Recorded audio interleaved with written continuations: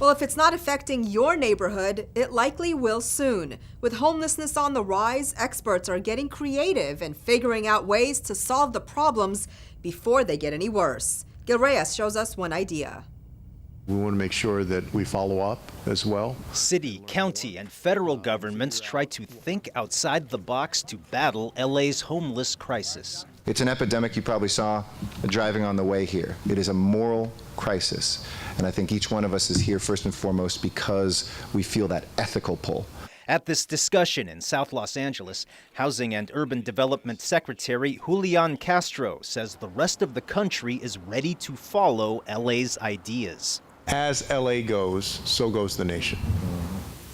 That's how significant the numbers here are in Los Angeles because of the population, because of the challenges, and also the opportunities that are presented to this city. One of those opportunities could end up being ingenious in the way it battles homelessness and crime at the same time. In recent years, the LA City Attorney's Office has issued nuisance abatement lawsuits on property owners whose motels were teeming with crime. If those sites didn't clean up their acts, the city shut them down, allowing developers to move in, purchase them at a discount, make very minor alterations, and turn them into affordable housing. Since these abandoned motels are already there, some could be refurbished and opened to the homeless as early as January. In fact, 500 homeless veterans with government vouchers in hand could be moving in this winter.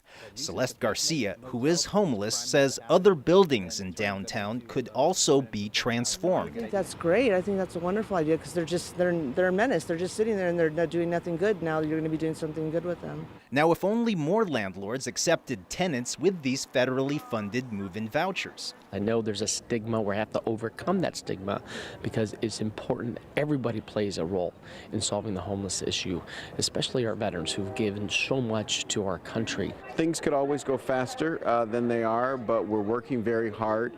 There's a ballot measure that voters will be able to support this coming fall that will help us move even faster. The city is also asking us, the voters, to pass a $1.2 billion housing bond, a property tax this November to raise even more money for homeless housing, in a fight that may require a number of creative solutions.